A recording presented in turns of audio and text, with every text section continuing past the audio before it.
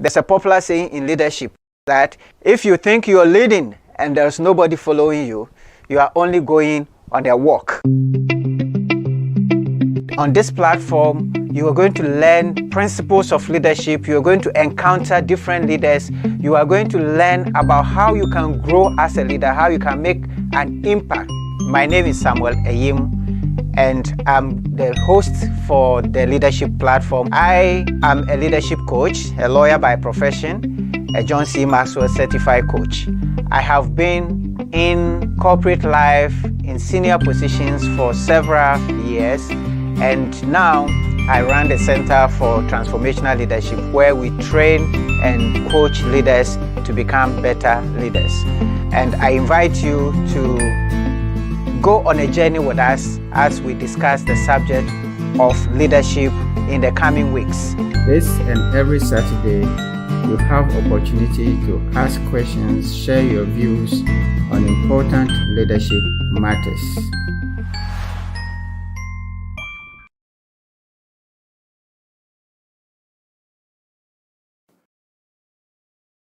We spend a lot of time developing our professions, but we don't spend time developing ourselves. Look, as a leader, as a professional, you have to grow. You have to grow yourself. And to be able to grow yourself, you need to know yourself. A lot of us are not achieving the maximum we can achieve because we have not invested in our personal growth. So we are bringing you this special studies based on John C. Maxwell's book, The 15 Invaluable Laws of Growth. And we're going to just spend time with you and help you go through the principles that you need to be able to grow your person, to become a better person. Because if you become a better person, you become a better leader, you become a better father, you become a better professional. Do not miss this opportunity, as the masterclass is going to be very practical and discussional. It is going to be a limited number of people. So please register now to be part of the program.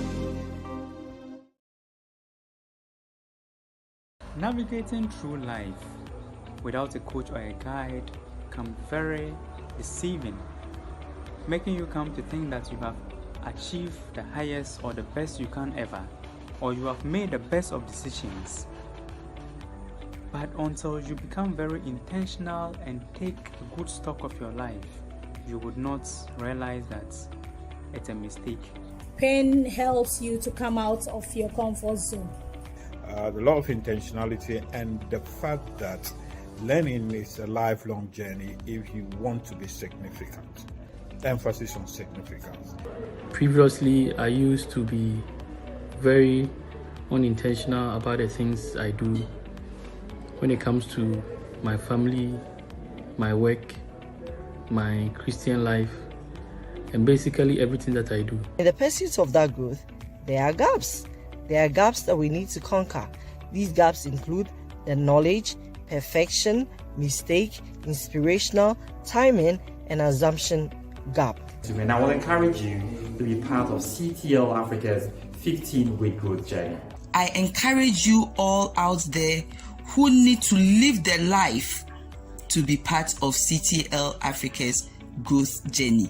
Please take advantage of this program and your life will never be the same. Thank you very much, CTL Africa, and continue to impact the world. God bless.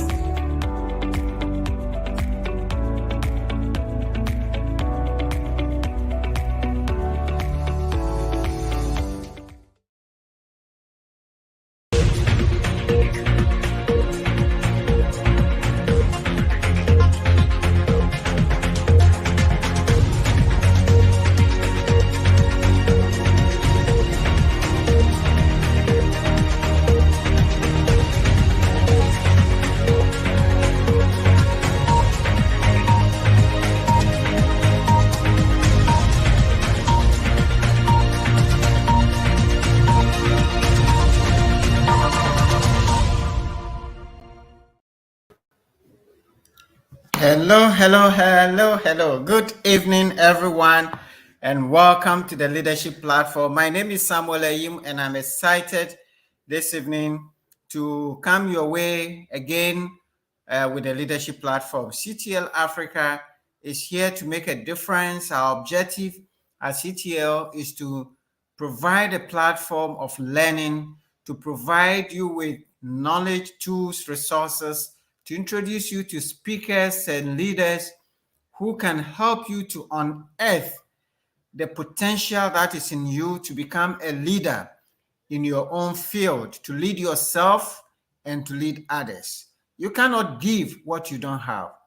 So if you don't invest in yourself, if you can't invest in yourself so you can lead yourself well, nobody is going to follow you. In fact, John Maxwell has said, if you cannot lead yourself, why should somebody follow you?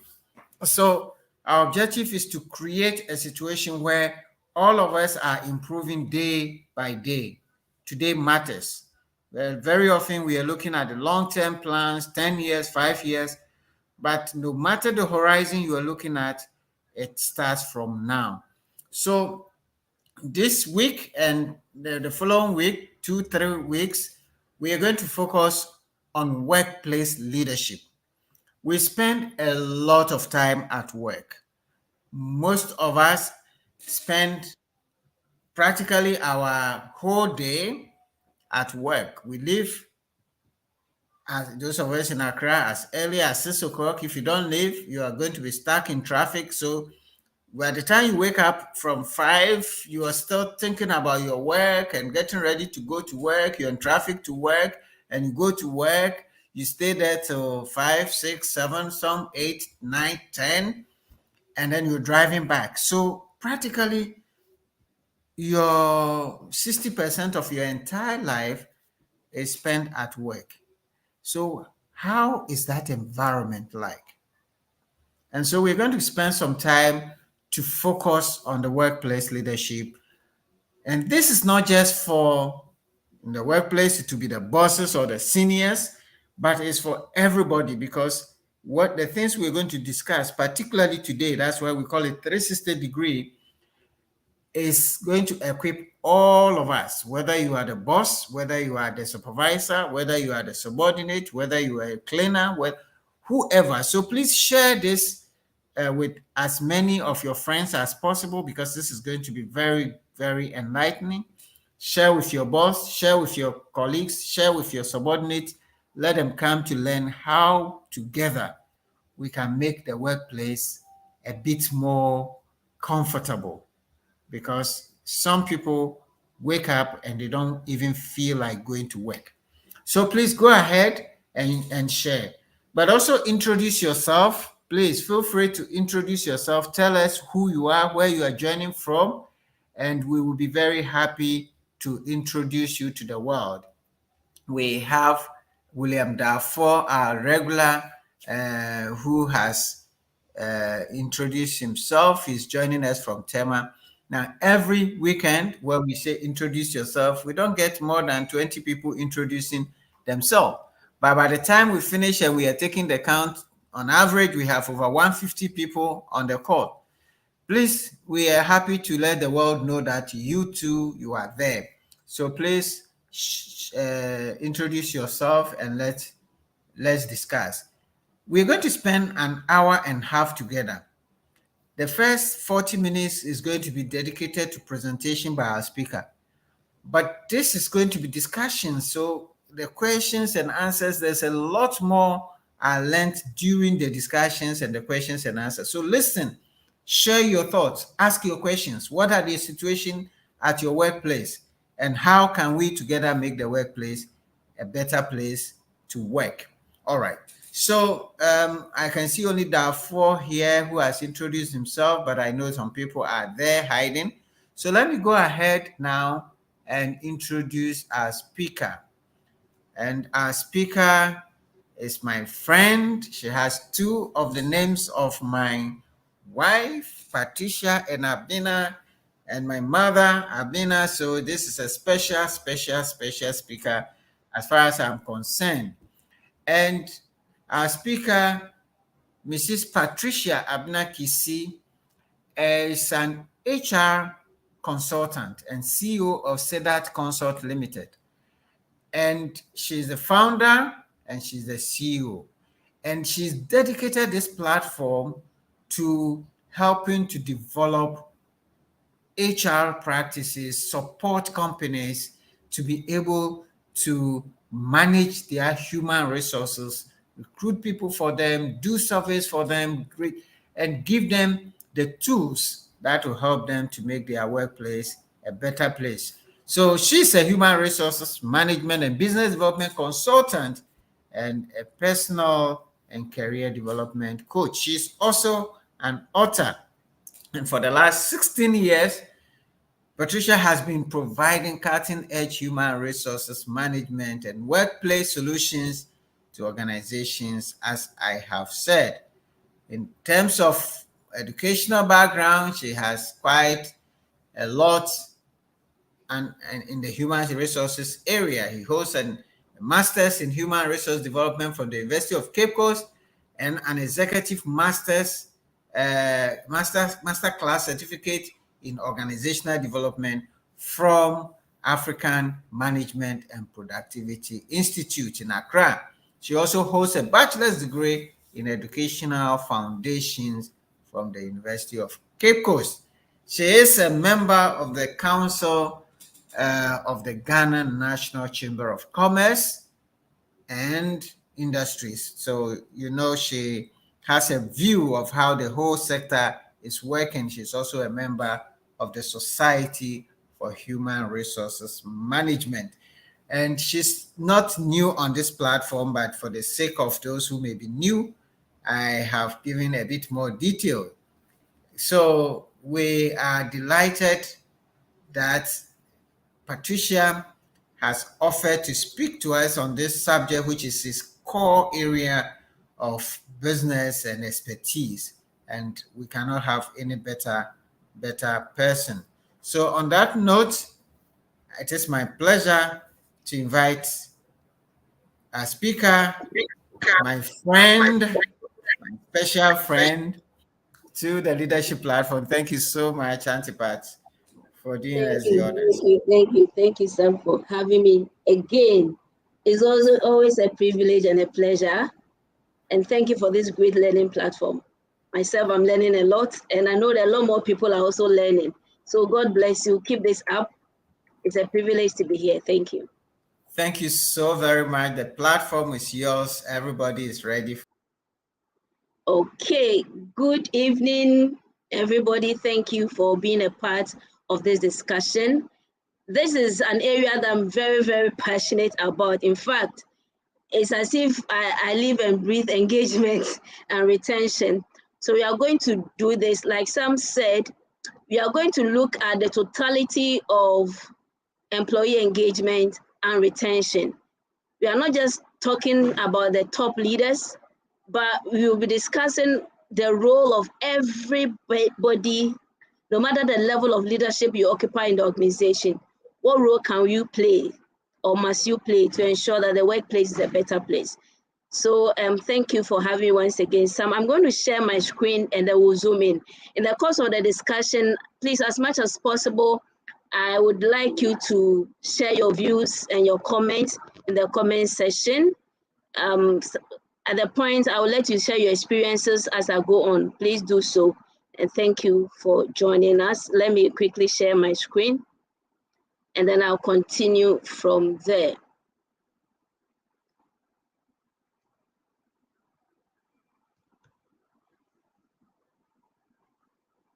Right, I'm hoping you can see my screen. So we are looking at workplace leadership, but with particular emphasis on employee engagement and retention. And we call it 360-degree employee engagement and retention because it involves all of us. You all must get involved and make it happen. I've already been introduced. Let me just zoom on. As way of outline, we will look at what engagement is and what retention is. So we'll look at both and then see the relationship between employee engagement and employee retention. And they also will look at how engagement strategies or retention strategies help in the organization. So what is the benefit? And then I'll share with you my top 10 best employee engagement and retention strategies. A number of them, but depending on the nature of your business and the kind of people that work there, some of them should work for you. And then we'll look at the 360-degree leadership when it comes to engagement and retention. Now, as my way of introduction, those of you who saw the flyer, you saw that this quote was shared. And I think it's a good place to start our conversation. It's sad really how a negative workplace can impact our lives and the way we feel about ourselves. The situation is reaching pandemic heights, and as a consultant in that area, I can tell you that it's really serious. Most people go to work at jobs they dislike, supervised by people who don't care about them, and my emphasis is on don't care, and directed by senior leaders who are often clueless about where to take the company.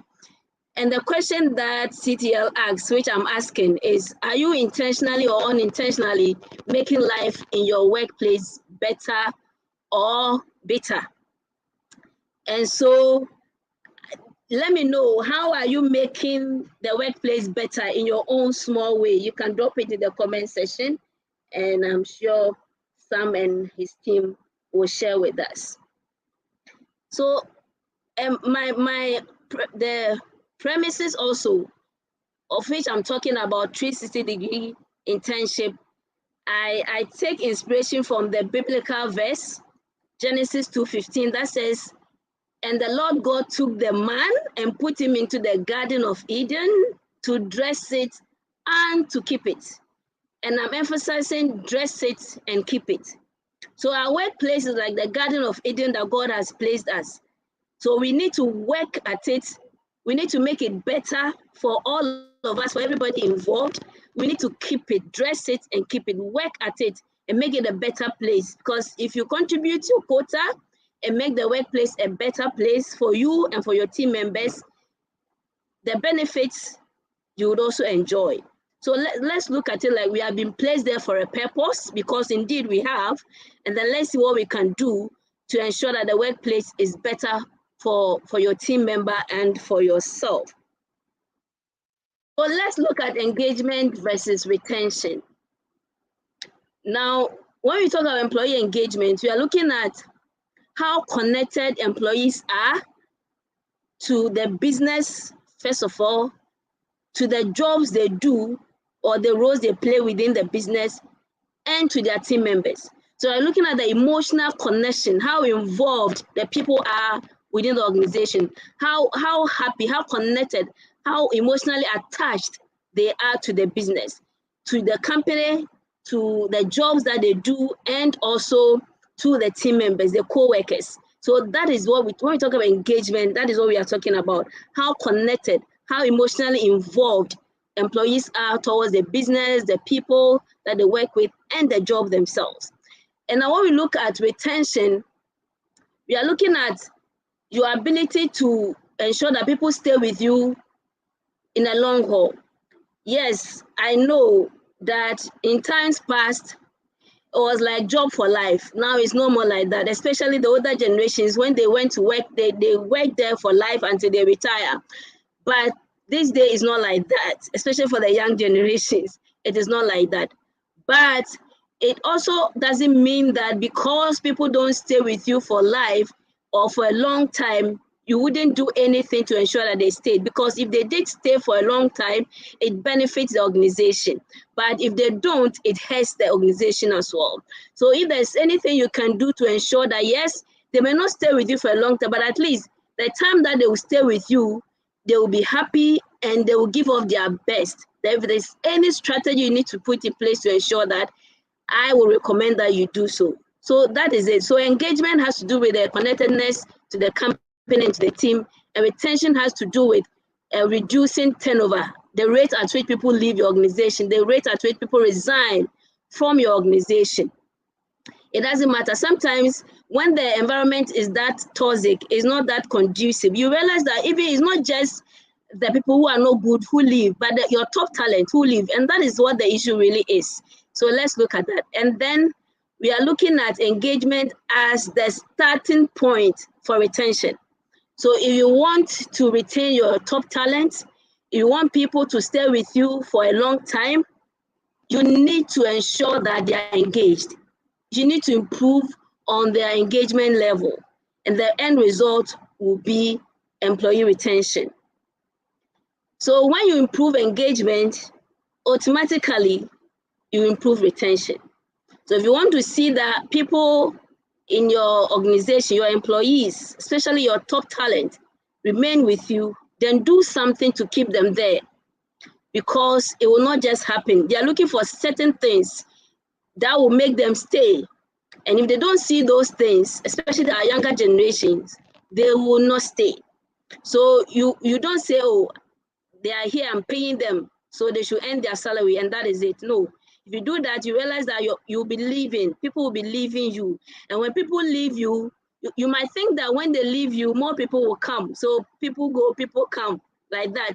But by the time you realize your organization has become a training ground for people, and when you churn them out, your competitors grab them and they treat them well and they get the benefits from them. Sometimes you may have trained them, spent money to train them, yet they leave you.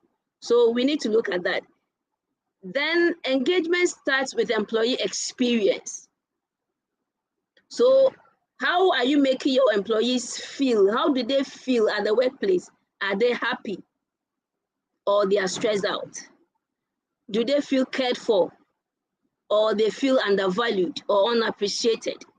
So whatever experience they have at the workplace would determine whether they will stay with you or not, whether they'll be committed to you or not. So this is the relationship between engagement and retention.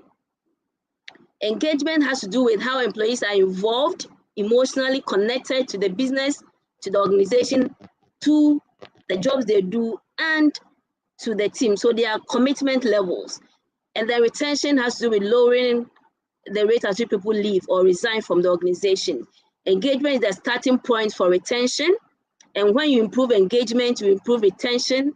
And when the experience is good, engagement will be improved and retention will also improve. So this is how I see it. The experiences that the employees go through at the workplace will determine whether they'll be engaged or they will not be engaged. And whether or not they are engaged will also determine whether your attrition rate will be high or low, whether retention will be high or low, whether people will leave you or they will stay with you. So it's a relationship, and please don't let us forget that. And like the topic is saying, we all will look at the role that each of us has to play to ensure that people come to work and they have positive experiences. People come to work and they feel better at work. Because like Sam said, we spend most of our time at work. And in fact, almost a quarter of our life, of our adult life, working life, is spent at the workplace. So if the workplace is not good enough, if the workplace is toxic, people will not stay.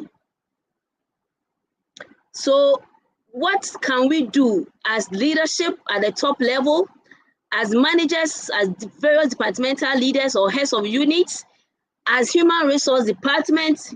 You're supposed to be the coordinators within the organization. And as you, as an individual, a self-leader, what role are you playing to bring about positive experiences at the workplace, which will ensure that people are engaged? And then when they are engaged, then retention is also improved, that they will stay with the organization for a long while. So that is the relationship between engagement and retention.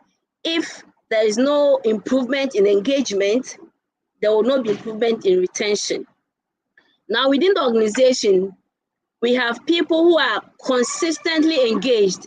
They're the ones that always give off their best. They go the extra mile. They are so connected to the business and to the values, and they know where the organization is going. They know the role they are playing in the scheme of things, and they always are finding new ways to improve their processes, new ways to improve how they do their job, and achieve results. They are so fully committed. And when it happens like that, they want to stay with you for the long haul. But we have those who are they are engaged, but not consistently engaged. So today they're engaged, tomorrow they might not be engaged. And there are people, and there are those who are constantly disengaged. Those are the people who are your worst enemy, actually, if you're an organization. They will be there. Yes, they will do the minimum. They will not go extra mile. And sometimes their attitude affects those who are engaged, either consistently or inconsistently engaged. And by the time you realize, they may be winning souls, into their fold. So you want to put strategies in place. You want to put strategies in place to ensure that this doesn't happen, so that you have the retention that you are looking for. So let's look at how important employee engagement is.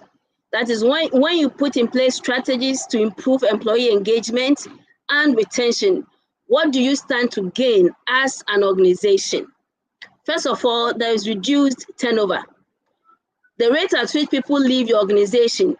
Yes, it is true that the employment is employment at will.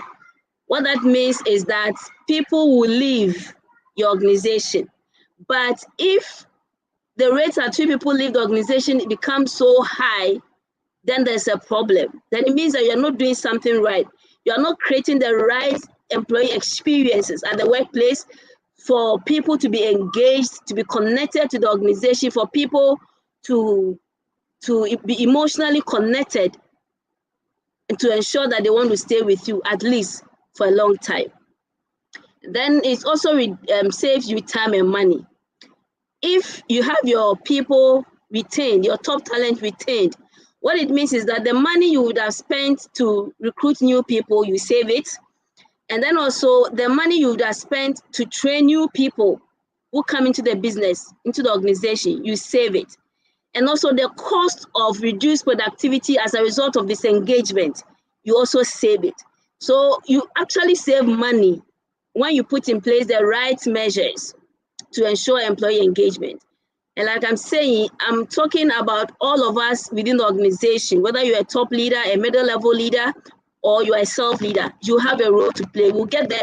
But as you are having this conversation, I don't want you to fix your eyes on your top leaders. Oh, this message is for them.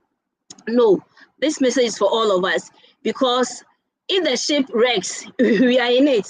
And the consequences we will suffer together. So why don't we make sure that we make the ship stay afloat? And that's what we are talking about. Another thing is, if we don't get people engaged, what we realize is that your experienced employees will leave you.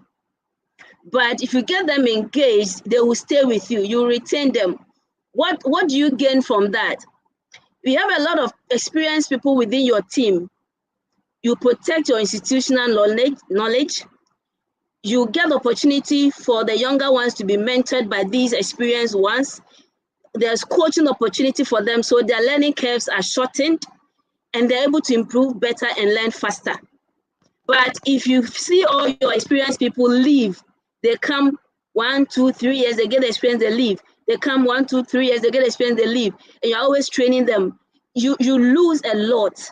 You lose a lot because then your people don't get the kind of training they would have gotten from experienced people. So they're always doing A or B or he. They're always struggling to fit in. But if the people are there, it makes their learning easier and it shortens their learning curve as well.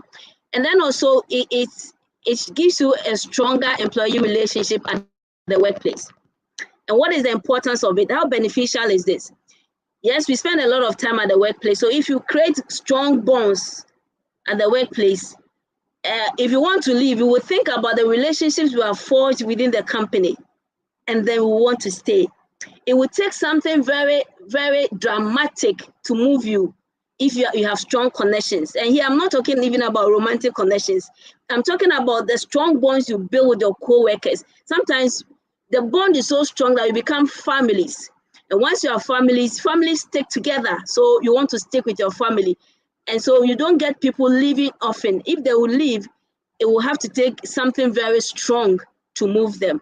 And that's the point that I think every organization should aim at getting to, where you have that strong relationship, strong bonds within the workplace that keep people within your workspace. And then also, it improves employee experience. Once the engagement strategies are in place and they are implemented, you realize that when people come to work, they are happy. They want to stay at work. They want to always come to work. Yes, even if they're not enjoying the work, they're enjoying the environment, they're enjoying the people. And with time, you realize that the work becomes easy. Because from the perspective of a career coach, I would say that sometimes people end up doing jobs that naturally they're not interested in. And so if the environment is not good, then it's double wahala for them, double trouble. Why don't we prevent that? There's something we can do to prevent that. The other thing also, that when you have engagement strategies in place and then your employees are engaged and you're able to retain them, you are able to improve on your employer brand. And this is very important.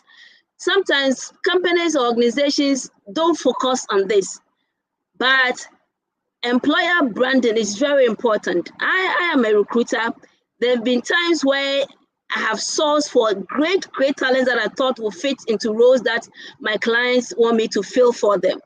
And then I approach these top talents, and the first thing they tell me that, Patricia, if it is this organization, I'm sorry, I cannot go.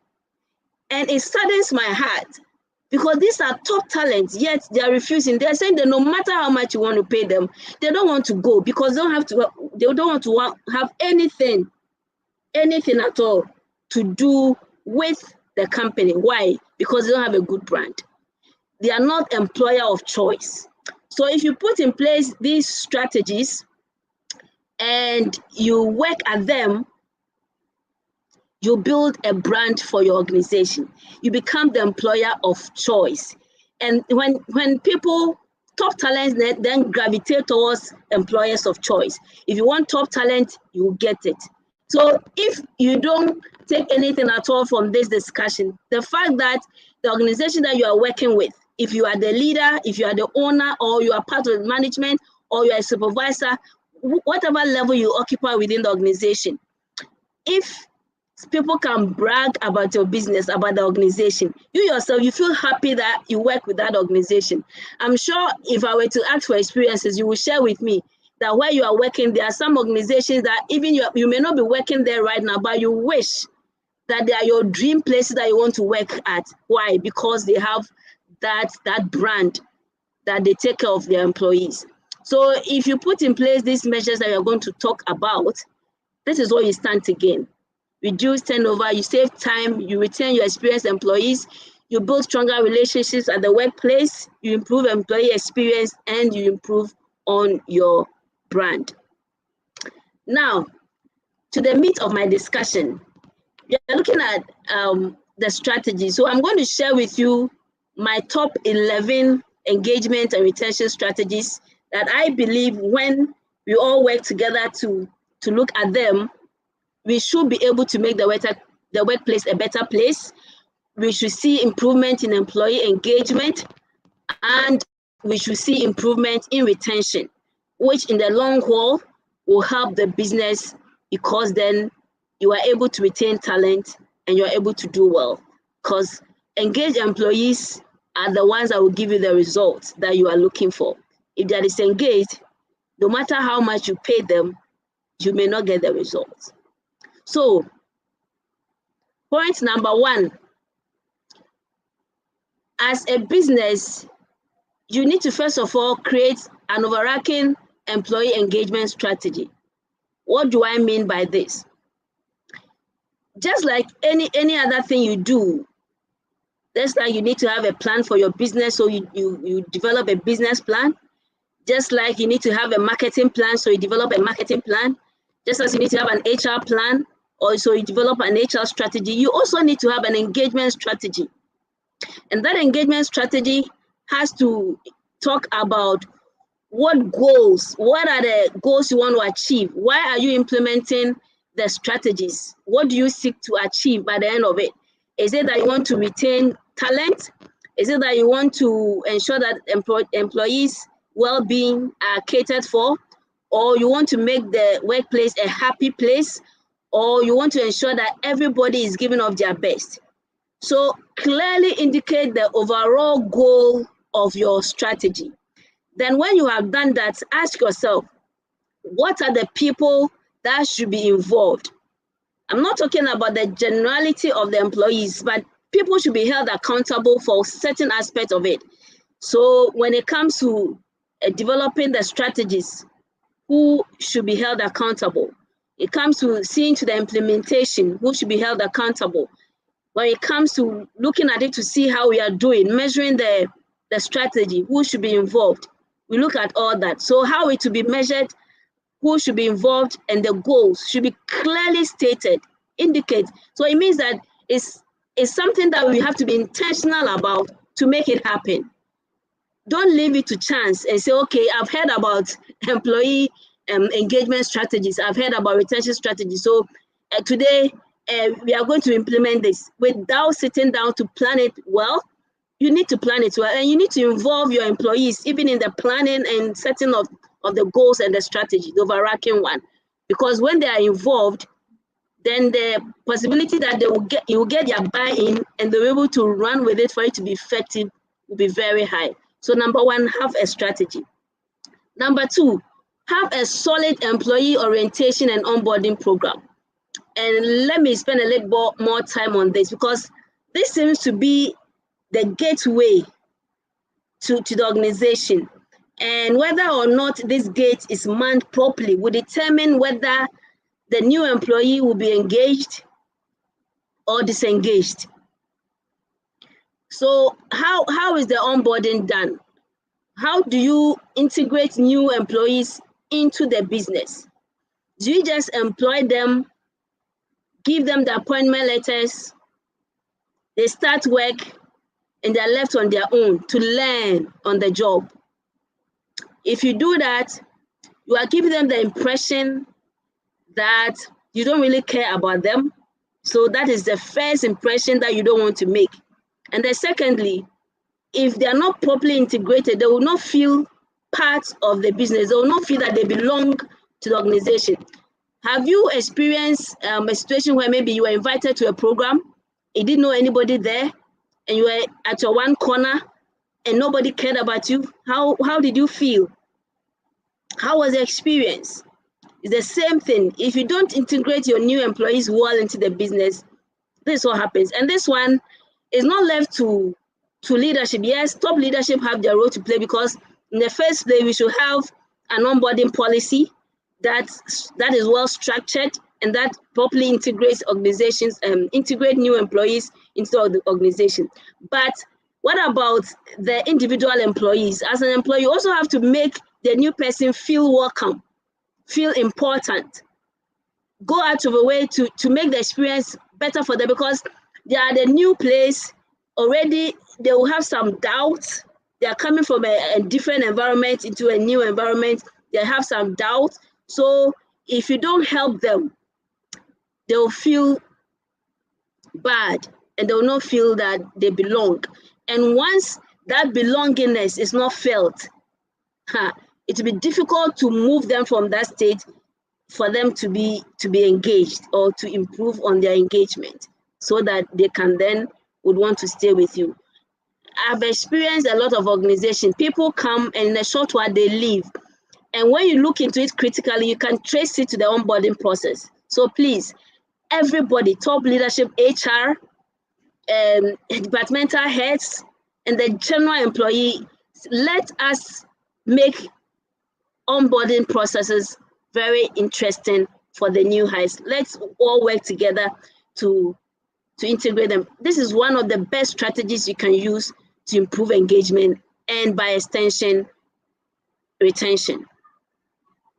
Then strategy number 3, clearly explain job roles and responsibilities to employees. So as a departmental head, as an HR person, as a senior leader, and as team members, how do we help the new people or the new employees do their job? Do we explain what their roles are to them clearly. Because sometimes if the role, for example, involves a lot of maybe searching on the internet, and so that they will need to have some kind of technology skills to make them succeed. You need to explain to them. You don't just give them the job description and say, okay, so now you know you're supposed to do A, B, C, D. Over to you, Joe Latte. No.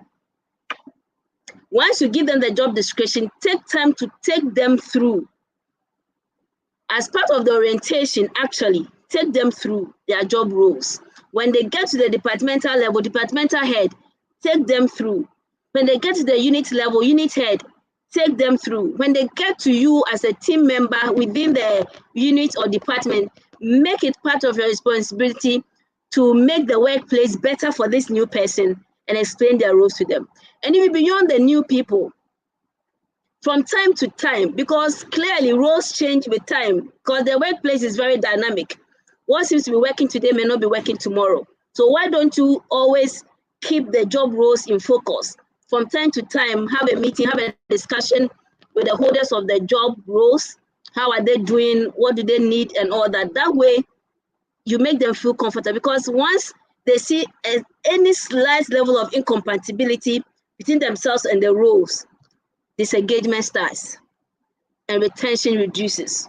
And they will be started counting the days and the months before you realize they get a better offer and they're out of the place. Strategy number 4, communicate the company's vision. If your team members don't know where you are going, you want them to follow you. And when they ask you, where are we going? You tell them, when we get there, you will know. No. Let them see the vision clearly. You want to retain them. You want to make them engaged. Paint the picture to them clearly, the future of the business, where you are taking the business, where they are going. Then let them understand what each one of them will have to do, what contributions they will make, what are the steps everybody will have to take to ensure that we get to that destination. And then we let them know their specific roles, their specific parts they have to play in the scheme of things. Then they have something to hold on to. They know that I am part of the bigger picture. We are going somewhere and I am part of the journey. I'm part of the success story. Every step of the way I am involved. So if he wants to leave, he looks at the picture of the future of the business and what is in it for them. So if, for example, in 10 years' time, you are expanding, you are having maybe different branches across the country, right? Now, each individual, what is in it for them? What growth opportunities are there for them? Will they become branch managers in future? Or there will be room for growth, so that once their departmental heads is pushed up, they are also pushed up like that. If it is not clear to them, they will be staying with you, but they don't know where you are going. So if somebody just shows them a different destination, a different picture that they seem to like, no matter how much you may be paying them, they will leave. Especially, and I keep saying this, let's be mindful of the younger generations. They have a lot to offer, yet they have a lot of needs. And so we need to really be careful and see how we can accommodate all of them. They want to see where you are going, and they want to know the part that they will play in getting you there. Then they are okay with it. So paint a clear picture to them. And this one, you should also ask questions. If you're an employee and you don't seem to know where the organization is heading, but you want to also make the workplace a better place, ask questions. Ask questions. It really helps. And invest in employee well-being. This is very important. Employees want to feel cared for. They want to feel that they belong. They want to feel that they are valuable, they're important to you. You care about their total well-being, not just about the job, but about how they feel, about their mental health, about their mental state of being. So invest in their employee well-being. for some organizations, they will look at maybe registering the members at a gym or subsidizing, paying a part of the gym registration fee, membership fee for them. Some also have been organizing life walks or health walks. You know, some have even invested in gym within the business. I mean, depending on your level, there's something you can do to make the place better, to take care of your employees. Some have even invested in psychologists for some of the employees, or from time to time they invite psychologists to have a talk and assess the mental well-being of the people. So look at the strategies you can adopt to ensure that your employees' well-being are at the center stage of the scheme of things. It helped them to be engaged, to feel happy in the workplace. And then once they are happy, you realize that they will begin to enjoy the workplace. And then develop and implement team bonding activities. There are a lot of things you can do at the workplace to ensure that your team members bond very well. Because remember, if they're happy with their team members, if they're building strong connections with their team members, it gives them a reason to stay with the organization. So once again, discuss with the entire team, from leadership, top leadership, middle level, employees in general. Discuss what can we do together as a team. There are some organizations, what they do is they do what we call personality sharing. So for example, on a day, they will put people in groups, maybe different personalities, for them to share their personalities with them, their strengths, their weaknesses, to help them get to know each other better and work together better. Sometimes too, you look at other activities like knowing me, knowing you. You can look at charade. There are a lot of things, but just as an employee, get involved. As leadership, talk to the people and think together and come up with strategies together.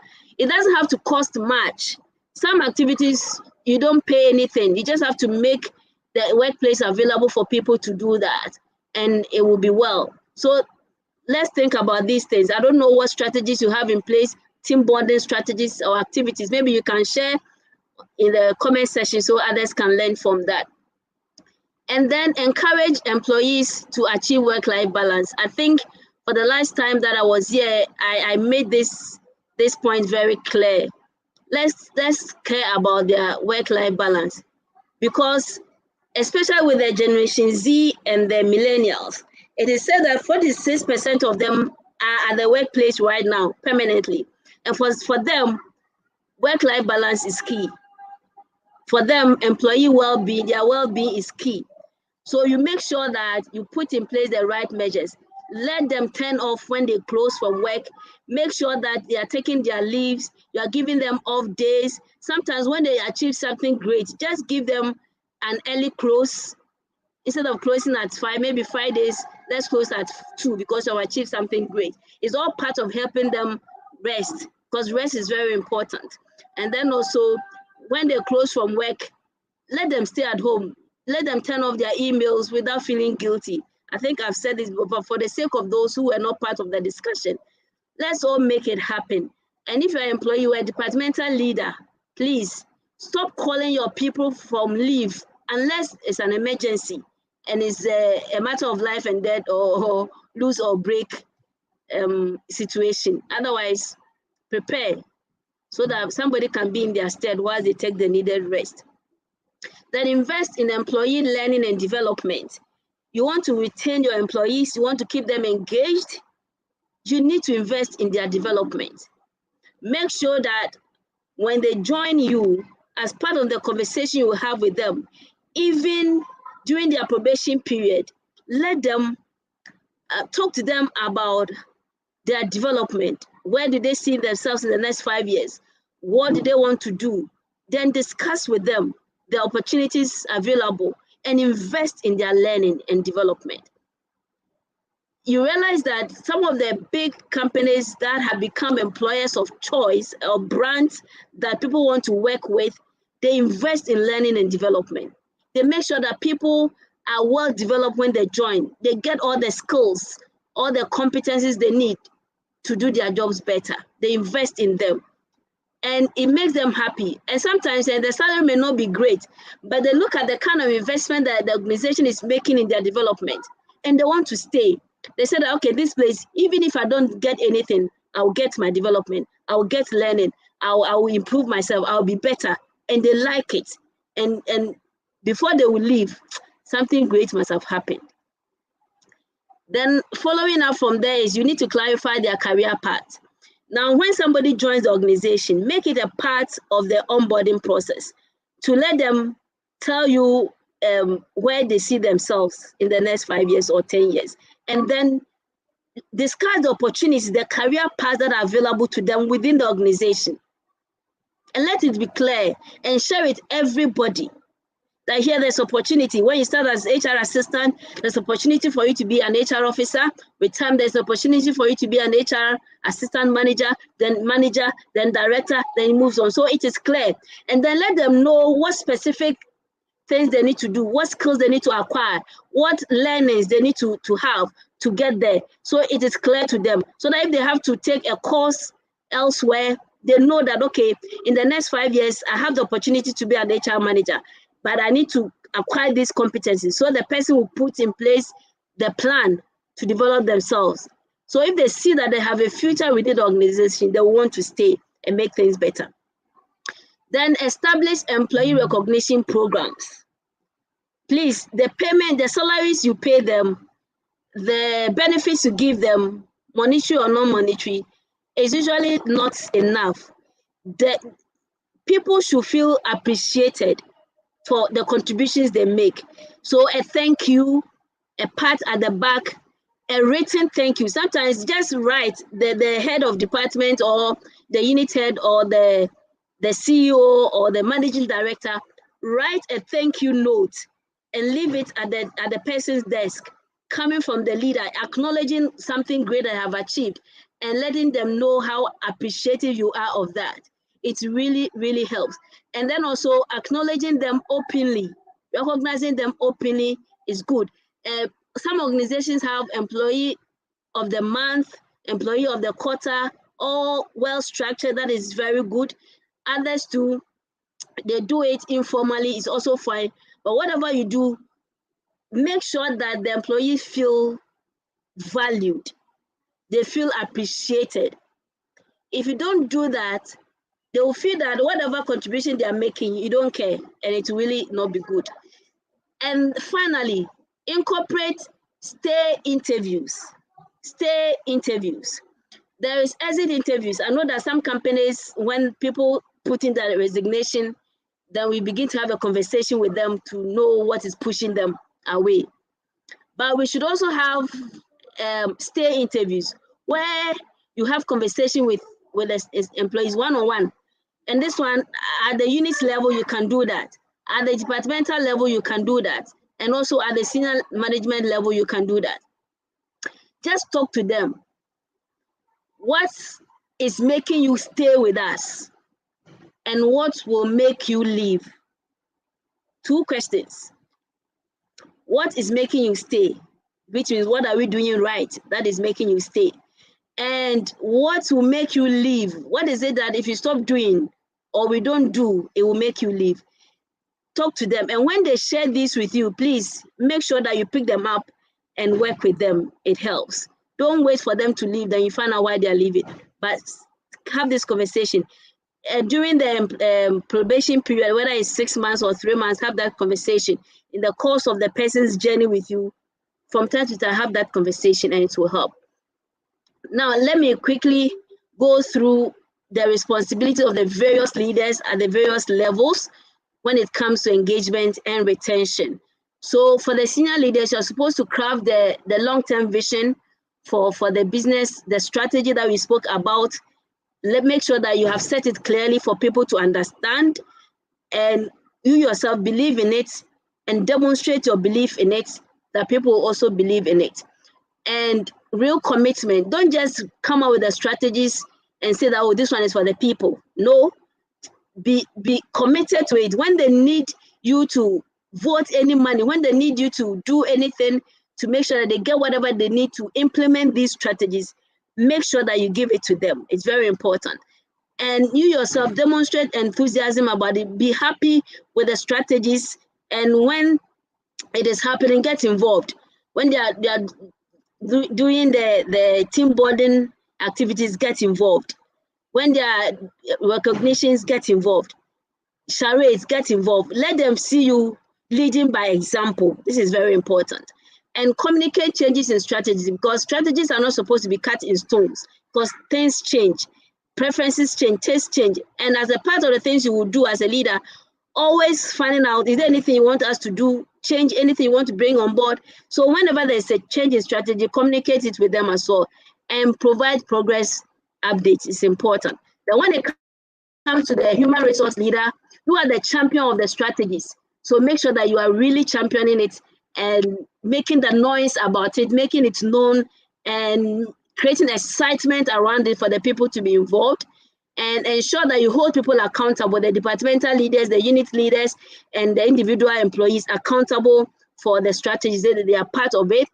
And then also provide an opportunity for people to come to you and share their views about the strategies, and make their ideas known to you, and go with them, take them on board, provide support, provide the tools that they need to help make these strategies work. And then from time to time, conduct engagement surveys. This is very important. I mean, Google form you can use. There are also allcounted.com, various platforms that you can use to do anonymous employee engagement surveys. Do that and share the report with the employees, and see how you can improve on retention and the strategies you need to adopt to improve them. And then you yourself get involved. When it comes to the managers and the unit heads, develop strong and trusting relationships with your team members. Be part of them. Let them be able to come to you at any time and talk to you about anything, and be themselves without being afraid. And show genuine care and concern for them. Let them know you care about them genuinely, because if they will feel that they are cared for within the organization, it will start with you as their manager, as their unit head, not as the top leader, but you as a manager at the departmental level, or at the unit level, or at the sectional level. Do your part to make employees feel cared for. Then recognize and celebrate performance. When the team achieves something, celebrate. Individuals achieve, celebrate. Let them feel great. Sometimes what you can do is even let them close early. Sometimes, okay, a day off because you have achieved so much. Whatever you do to make them feel that their performance is celebrated is good. And create motivating goals with them. Sit down, work on the goals together, align their individual goals with organizational goals, with the departmental goals. That way they feel part of the business. They feel they belong in the company, and they are able to stay. They are engaged. Then you need to identify your worker bees and give them the opportunity. These are your talents. These are your A employees, your people that you can count on. They are doing so well. Let them see the opportunities, because these people, if you don't let them see the opportunities within the business, they will leave. Then get involved. Heads of departments, unit heads, get involved. Now, as a self-leader, that is you, the individual, provide feedback. Are the strategies working? Are they not working? Can we do something else better? Talk to management, talk to your leaders about it, and let them see what they can do. And then brainstorm solutions. It is very important. Recognize and celebrate performance. When team members feel appreciated by their team members, their fellow team members, it carries a lot of weight. Oh, well done, buddy. You did great. It shows that you're not competing with them. It shows that you're happy they are doing well, and they will return that favor, and the workplace will be a better place for all of us. Participate in engagement activities. Do not exempt yourself, and give honest feedback when the surveys are done. Okay, don't tell management what they want to hear. Tell them what the true situation is. Seek out development opportunities for yourself. Develop. One of the things that CTL does is to develop people, develop employees, develop leaders. Seek out opportunity and develop yourself, and see how you can fit into the business in the long run. And then be a team player. This is very important. Make the workplace a better place. Contribute your quota. A smile at an employee, a shoulder to cry on, a tap at the back. Everybody needs somebody, and people want to go where they are appreciated, where they are valued, and make that contribution, make that commitment to make the workplace a better place for everyone. Now, my last point is what I call the learn approach. Now, the learn approach is for all of us within the business, from the top to the middle to the bottom, what we can do to make our retention strategies work. Number one, listen. Leadership, listen. Top leader, listen. Manager, listen. General self-leader, as an employee, listen. Listen to management. Listen to your fellow employees. And then enlist the support of your team members. Ask for their feedback. Ask for their input in your strategies. How things can be done better. Then appreciate. Reward. Recognize their contribution, and then nurture them, develop them, mentor them, coach them. And this one is a 360-degree thing. Let's all get involved, and I'm sure everything will be okay. In conclusion, there are two things I want to conclude with, two statements actually. Patrick Lenciano says something. When leaders throughout an organization take an active, genuine, and I'm emphasizing genuine, interest in the people they manage, when they invest real time to understand employees at a fundamental level, they create a climate for greater morale, loyalty, and yes, growth. So be actively interested in the well-being of your people, in the morale of your people, in the happiness of your people. Make the workplace a happy place, a better place for everyone. And this one is by Abamambo. It says that employees who feel a sense of belonging tend to stay engaged, productive, are far less likely to leave than those who feel excluded. So if you want your good employees to stay, invest in belongingness. And what is the belongingness? It's all that we have spoken about. The employee engagement and retention strategies. These are the things you will do to let them feel that they are part of the business and they belong to a greater good, and their contribution is valued and they are appreciated for the contributions they make. If you do this, yes, there's no employment for life these days, but there's employment for the long haul, especially if the future is clear and you make the workplace a better place, you invest in the development of the people, and you make them feel that you care about them and genuinely demonstrate that care for them. You'll be able to retain your employees because you keep them engaged. And remember, engaged employees go the extra mile. Engaged employees are those who will always find better ways to do things and achieve results for you, and create room for them to grow and stay with you in the long haul. Thank you for your attention. If you have any questions, this is the time. So I will stop sharing. Sam, if you are there, I think I'm here. Thank you so very much. That was very insightful. Lots of ideas. So please share your questions, share your takeaways. We would also like to know what you guys are doing in your different organization. What is it that is working in your organization? What is going well? But if there are other issues also that you want to discuss, please share your issues, and we are going to come back and discuss those issues. We're also going to see those who are here.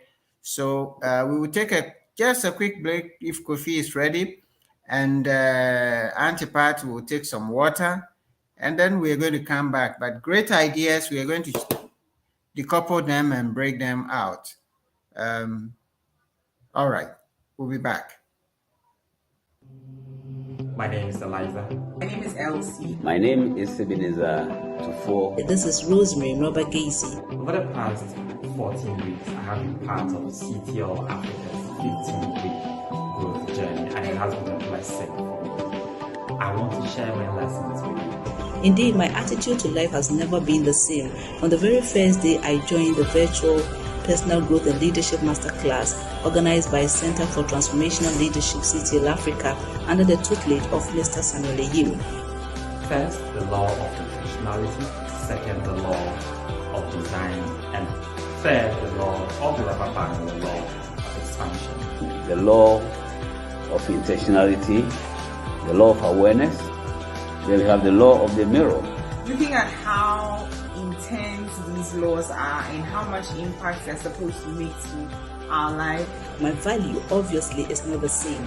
The program indeed satisfies my quest for knowledge to encourage you to be part of this journey and also become an encouragement to others. I will recommend CTL Africa to everyone who hears about us. It has been a blessing to me, and I will encourage you to be part of CTL Africa's 15-week growth journey.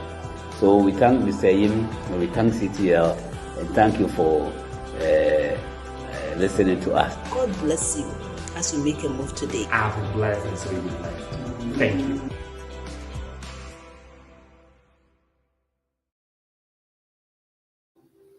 All right, thank you so much, and we encourage you to join the growth journey.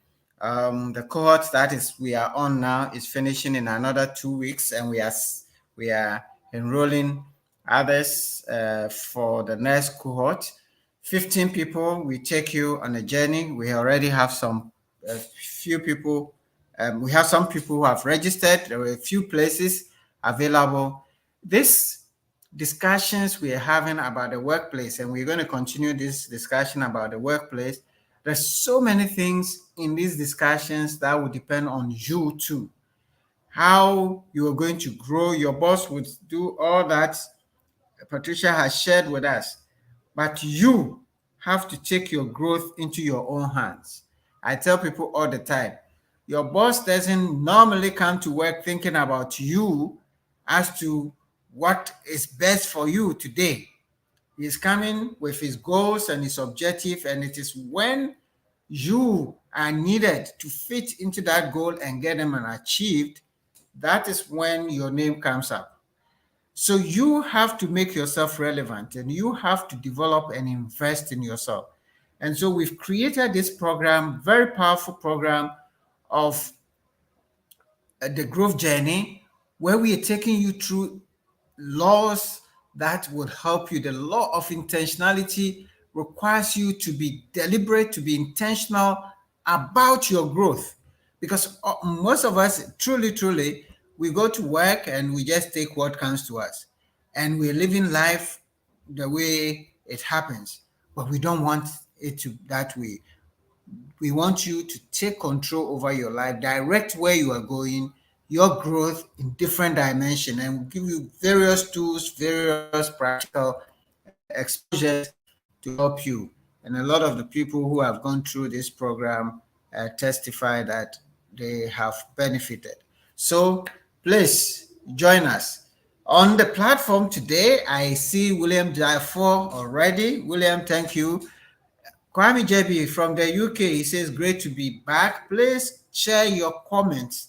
Share your questions. What is happening? This is where we learn a lot more.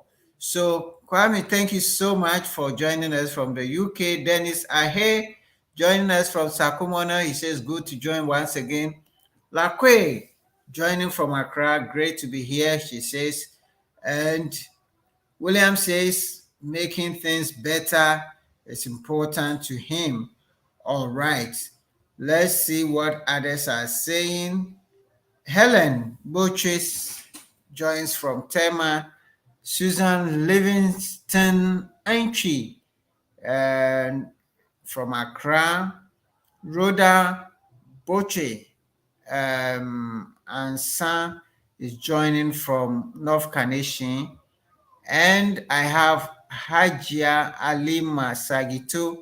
He says, hello CTL, I'm Hajia and listening from Tamale all the way. Thank you so much. And Martin Ntiako Frando is joining us from Accra. I don't see any questions, but I have some questions for Patricia. So since I've given you the space and you're not asking the questions, let me take my questions to Patricia. Yes. Patricia, a lot of the time we find that some managers, they profess to be engaging, but by their actions and their conduct, they're getting a different impression and impact on the people. And it's said that sometimes you don't know the one who is cutting the road, the path. Those of us who stayed in the village, we understand that one. You in Accra, you never cut any path. You don't understand. But when you stay in the village and you're weeding and you have to cut the path, you don't know that. So how do we help leaders in this situation to be able to be aware of their true impact on their people? Thank you, Sam. Yes, you are right. Sometimes we think we are caring for the employees, sometimes in our own way. But don't let us forget that the employees, they are our internal customers. And just like we say, customer service is what the customer says it is. In the same way, engagement strategies and retention strategies are actually what the employees say they are. So you need to get them to come out with suggestions as to what strategies they want and discuss with them. Beyond that, I think I mentioned it. Do employee engagement survey. It doesn't cost anything. All you need is the internet and people with smartphones. That's all. Or even if not, you have access to their emails. You can just send them a link. They will complete the survey for you to see the true feeling. So one of the things we will do is the employee engagement surveys or satisfaction surveys. And then also once the strategies are in place, talk to them, find out whether this is really what they want. Because I think a story is told of a village where somebody saw that they were traveling a long path or a long way to fetch water at the stream. And so a good Samaritan said, oh, let's give them a borehole. So he did a borehole at the center of the village for them. But after the borehole was commissioned and water was flowing, people were still going to the stream. So he was wondering why. And the women told him, like, look, it's when we move from our homes on the way to the stream, that is when we get opportunity to chat, to talk, to discuss issues. So we really would prefer going to the stream than fetching water from the borehole. So you think this is what they need, but actually they don't know what they need. So have a conversation with them. That's why I said in the first, the strategy should be all involving. Get their input, get their buy-in so that you can have a good strategy. And from time to time, ask for their feedback in terms of how it is going, and then do the survey. The survey is a sure way. If you make them feel that they can talk about anything freely without being afraid, then your survey report will be your best bet. Thank you so very much. Thank you. Now, you have been working with a lot of organizations. Can you give us 2 scenarios? One of the best cases of engagement you have experienced and one of the worst that you have experienced, and how do they look like? Okay, thank you. So I'm sharing two companies that I've been dealing with. The first, the issue was that we're not very happy and people were leaving. And this is a business that is based in Accra. And realized a lot of people were leaving. So I suggested that, look, I was consulting for them. So I suggested we did a survey to find out what was happening. Initially, the head said, okay, but later she decided not to. Maybe she was afraid of what will come out during the survey. She didn't do it. But then the attrition continued to the point where people that she was trying to build the business around, just up and left, and it threw everything into just disarray. So it really created a problem.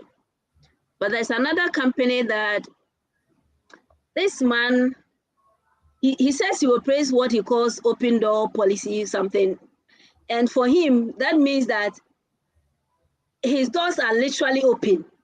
I mean, for people to come in to share and all that. And he's also careful to say what he does is he has every morning, there's a morning devotion or something. And then after that, people come out with their views and what they think is going well, what is not going well. And there's somebody who is a champion. So a champion is not the leader, there's the director himself who takes the point, but the champion then knows the point. And then people suggest what to do to address the issues that have been made. And then who is the champion picks it up with the director. And the next time they are meeting, a progress report is made on it. And you see that gradually people were seeing the commitment of management towards their well-being, their welfare. And yes, like I said, you may have people leaving, but you won't get people leaving all the time, and the attrition will be very low, and people will be happy. And I remember we did something we call mystery shopping. We were trying to poach one of his employees, trying to see if he will leave. He was emphatic that he will not leave. We said, "Oh, we want to pay you so much." He said, "I'm sorry, madam. No matter how much you are paying me, I'm happy where I am." So when we gave this feedback to the man, it proved to him that whatever strategies we suggested and he is implementing is working. So this is what I would say. I mean, a lot of organizations are paying lip service to engagement strategies. They think they're keeping them engaged, but actually they are not. A few of them are doing so much. Some organizations even have nurseries for nursing mothers. You know, maternity leave is 3 months, and 3 months, the baby is still young, too small a baby to live at home and have the peace of mind to work. So they have created an environment where you bring your baby to the office. There's a nursery, somebody trained to take care whilst you work there. From time to time, you go there and breastfeed and all that. And people are doing much. You may not have the money to do this, but there are little things that you can do that will not cost much. So let's focus on that. I think it will help. It always pays to have engaged employees. Great. Thank you so very much. Those are instructive. Lakwese, I find that it is very true that the company becomes a training ground of the right environment if the right environment isn't created. There's something missing there. Also, the employer brand really does fall. It becomes difficult to get new recruits, even at the basic level. Thanks for sharing. All right. So she's sharing her takeaway. And William Dafoe say, how do you address old and well-experienced employees in the company over new employed inexperienced who are fixed in high positions instead of the old ones? All right, so let me just show that one. So this is what William is asking. So how do you address this situation? They are old, experienced people, but they bring new, inexperienced people at the top. How do you address that? Okay, so what is William's definition of inexperience? Because when people are employed to certain positions, first of all, competencies are looked at, and then they are assessed based on the competencies for success in that role. And so if somebody has been employed to fit a particular role, even if we have experienced people, the experienced people may have the experience, may have the institutional knowledge, but maybe there were certain competencies that the position required that the so experienced people didn't have. So you just have to make sure that everybody understands their role. That is what I said, that explain roles to people. Let them from time to time, but usually we don't do that. Immediately a person comes and we give the person the job description, it's for life as long as the person stays with their business. But roles change, dynamics change, and competencies required also change. So from time to time, have that audit of roles within the organization. But before you bring in a new employee, if your people are engaged, the experienced people feel engaged, there's something we call coaching. There's something we call mentoring. And usually these experienced people, when you say, okay, Mr. Joe, usually they want to be addressed like that, yeah? So Mr. Joe, this position, you explain to them, it requires that somebody who has this kind of skill, maybe it's a technology skill or something that he doesn't have. I know you have the experience because you've been with us for a long time, you've helped us, you've contributed so much. I give this person to you. Please make sure that he is well integrated into the role, share your experiences with him or her, and make him comfortable. If you do that, you have put a responsibility on his shoulders, and they are always committed to succeed because they know that you've trusted something into their hands and they want to make it work. So don't just bring people in. Yes, people are brought in based on competencies, but when you bring them in and you have experienced people, have a conversation with them and let the two work together. And I think it will help. Is when you don't do that, you just come and impose people on them. That is why those who have MBAs, the maybe higher people, will begin to raise questions. Yeah. Yeah. And also, I mean, if it is a properly engaged environment, if there are experienced people and there is a vacancy in the position, they do what they call internal recruitment. You can also open up the position and engage people and make sure that they actually fit the role. And if they're not fitting the role, I think engagement will require that you communicate effectively to the person why they are not ready for that role and why another person is ready for that role, and ensure that there is a level of cooperation and understanding. Thank you so much. I'm not seeing any more questions and comments, so I'm going to ask Patricia to give her final word, but let me see if Sarah, all the way from Geneva, has any questions or any comments on this topic before we move on to the final Patricia, Patricia, thank you so much for this insightful and really detailed presentation. And as you did mention, when it comes to William's question, also we have something that we call reverse mentoring, you know, especially when it comes to the young people who get into the organizations. And yes, they have the degrees or whatever, and they are more technological savvy than those of us who are at BBC. So definitely, if you, as you said, we do explain to them that these people are millennials, they are Generation Z, and therefore we exchange our experiences with them, and they also teach us more about the IT stuff, the Instagrams and all that. I think that will really brings a way of us really working together to bridge actually the gaps in the generations. So that's what I wanted to add. So thank you so much. Thank you so much. Thank you so much. So, Patricia, thank you so much. We will take your final parting. For my final words, I would like to share something by the Association for Talent Development.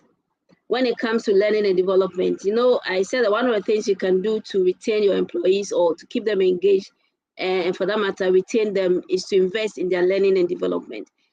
And this definition given by the Society for Talent Development, I think is very important. I just want to read it out. It says, learning and development is a function within an organization that is responsible for empowering employees' growth and developing their knowledge, skills, and capabilities to drive better business performance.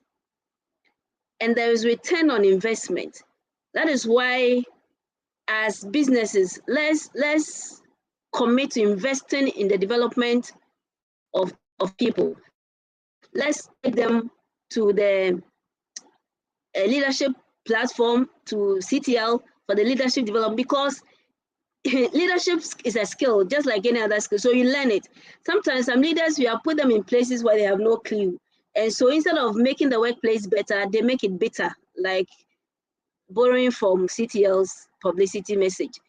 So let's train them and let's invest in them, because when they get the required skills, they will perform better and it will be a good investment for you. Then why do people quit? Because if you don't put in place these strategies that we are talking about, and look at what best fits your environment and discuss with your team and come up with strategies. There's no need to say that, okay, this one we can do it, this we can do it, but talk. There will be local things that you can do. Once you have agreed on that, implement it, because if you don't, the consequences are that. Let me share this with you. Research shows that 54% of employees who quit their job said that they didn't feel valued. They left because they didn't feel valued. They didn't feel cared for, so they left.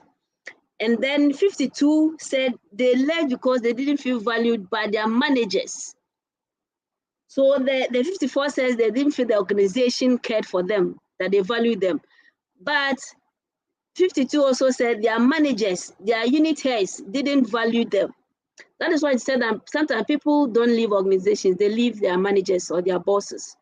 So let's make that investment. And let's remember that it's a 360-degree thing. We should all get involved. Let's play our role, our little contribution, brighten the corner where you are. Make sure that the workplace is better for everybody. Make your contribution and let people feel valued and appreciated. And you yourself, create opportunities for yourself, grow and develop. And I believe that once we all put our hands on deck, everything will be okay. But remember, as a business, your brand is important. Don't compromise it for anything. Don't. Because in the long run, you lose talent and it's very expensive to bring in new people. Rather, using the old one and growing them and retaining them is less expensive than bringing in new people. And doing the right things to ensure that they are kept there is very good. And don't hurt your brand by making your business a training ground, because you don't care for people. You talk to them anyhow. They don't feel valued. They don't feel cared for. And so they keep leaving you and you'll be hurting your brand. Thank you for the opportunity, Sam. Thank you so very much, Patricia. Thank you so much. I believe we've learned a lot. And ladies and gentlemen, thank you so much. We appreciate you. We don't take your participation for granted. We know you have so many other things you could do with your Saturday night, but you chose to be here to learn and to grow, and we encourage you. Please check out the Growth Journey, which is coming up soon, and register before the bus gets full. And remember, you can pay by installments, so you don't have to worry about paying the 1,800 upfront. You can pay by installment, and this is chicken money, please. The value you will get for these 15 weeks of coaching and walking you through, it's amazing. So thank you so much. Have a good night and God be with you. And let's remember to go give grace to God who has given us life Sunday morning. Thank you. God bless you. Bye-bye.